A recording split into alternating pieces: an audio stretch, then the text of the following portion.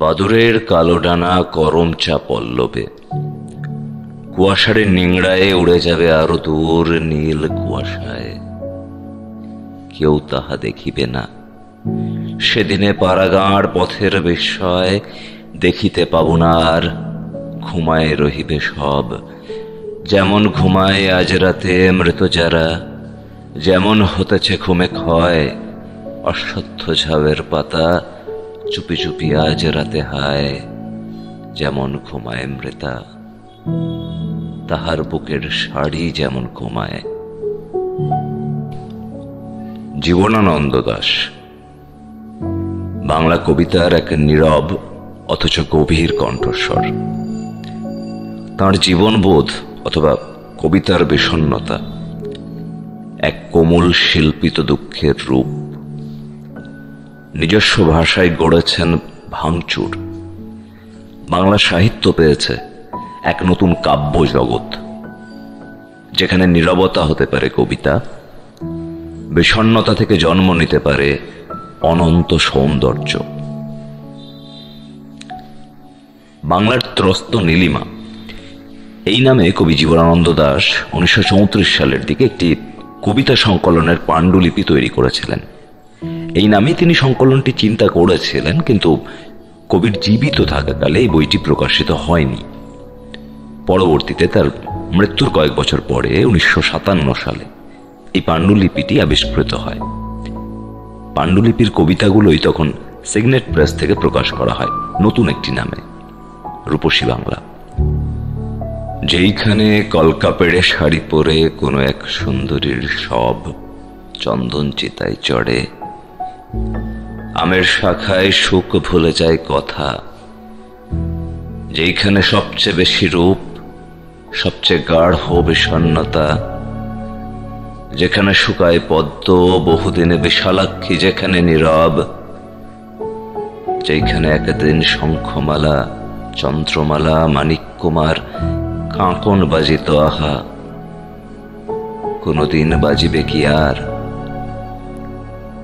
নতুন নামটি দেওয়া হয় হয়তো এই কারণে যে কাব্যগ্রন্থটির প্রতিটি কবিতায় এক অপরূপ স্বপ্নময় রূপসী বাংলার ছবি দেখতে পাওয়া যাচ্ছে।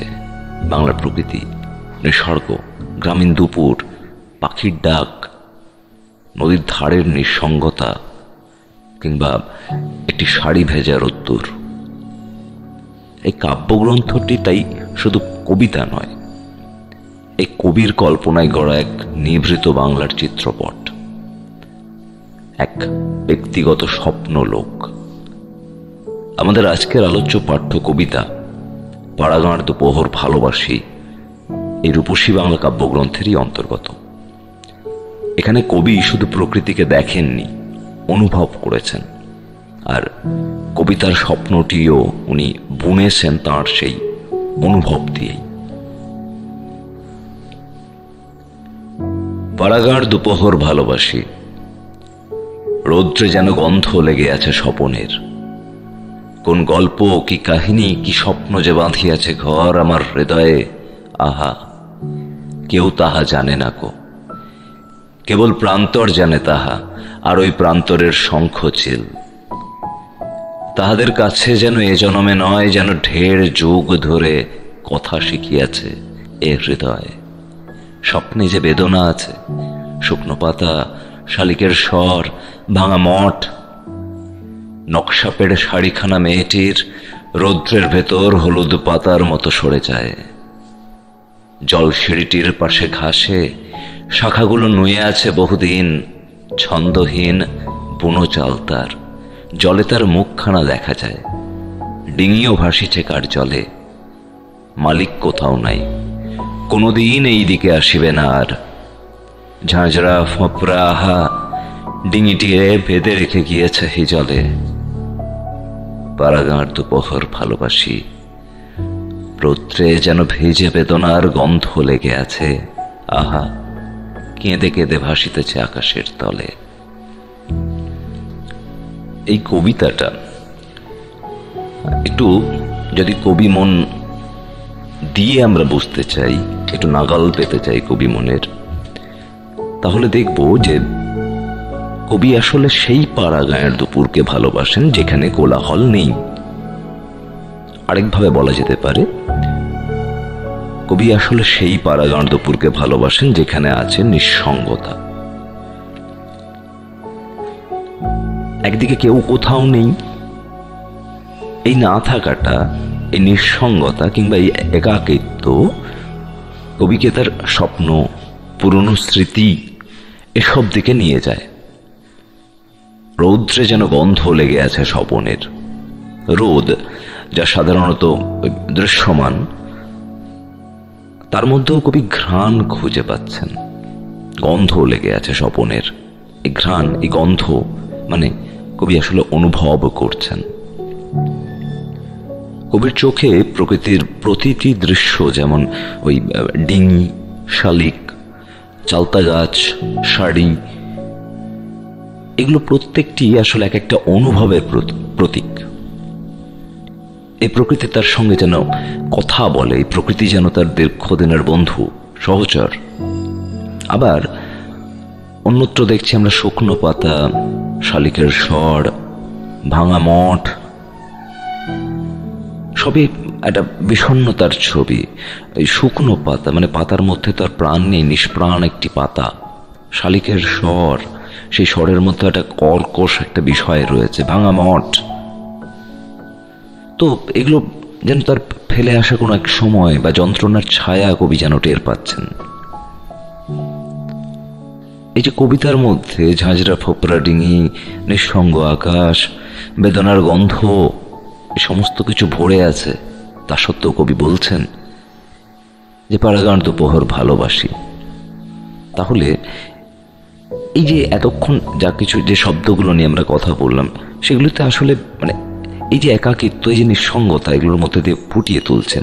এগুলো কি শুধুমাত্র দৃশ্যত, মানে প্রকৃতির দুপুরেরই একাকিত্বটা কি শুধুমাত্র বিভিন্ন দৃশ্য বা ছবি কবি তুলে ধরতে চাইছেন?